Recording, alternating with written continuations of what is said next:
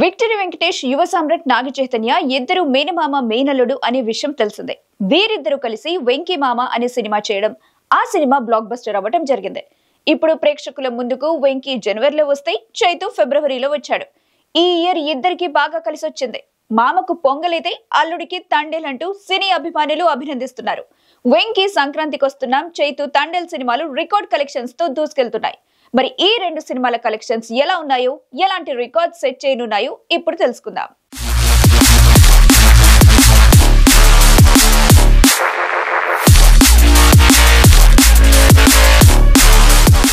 వెంకీ పొంగల్ గురించి చెప్పాలంటే సంక్రాంతికి వస్తున్నామంటూ వచ్చి అందరికీ షాక్ ఇచ్చేలా బిగ్గెస్ట్ బ్లాక్ బస్టర్ ని సొంతం చేసుకున్నాడు. ఫ్యామిలీ మూవీ సంక్రాంతికి వస్తున్నాం యావరేజ్ మూవీగా నిలుస్తుంది అనుకుంటే 100 కోట్లు కాదు, 200 కోట్లు కాదు, 300 కోట్లకు పైగా కలెక్ట్ చేసి చరిత్ర సృష్టించింది. ఈ సినిమా తీసిన అనిల్ రాయపూడి సైతం హిట్ అవుతుందో లేదో అనుకుంటే ఇంత పెద్ద హిట్ ఇచ్చారేంటి అని షాక్ లో ఉన్నాడంటే సినిమా ఏ రేంజ్ లో కలెక్షన్స్ ని అందించిందో అర్థం చేసుకోవచ్చు. నేటికి వీకెండ్ లో ఫ్యామిలీ ఆడియన్స్ చాయిస్ సంక్రాంతికి వస్తున్నామంటే ఎంతలా జనాలకు నచ్చిందో అర్థం చేసుకోవచ్చు. ఇక తండేల్ విషయానికి వస్తే భారీ అంచనాలతో తండేల్ థియేటర్స్ లోకి వచ్చింది.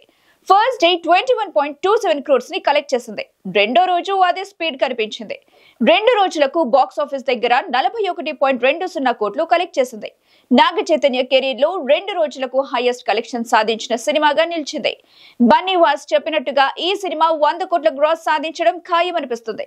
ఇంకా చెప్పాలంటే ఈ క్రేజీ మూవీ 100 కోట్లు కాదు, 200 కోట్లు కలెక్ట్ చేసినా కలెక్ట్ చేయొచ్చు అనేలా రికార్డ్ కలెక్షన్స్ తో దూసుకెళ్తుంది. మొత్తానికి మామకు పొంగల్, అల్లుడికి తండేల్ బాగా కలిసొచ్చాయి.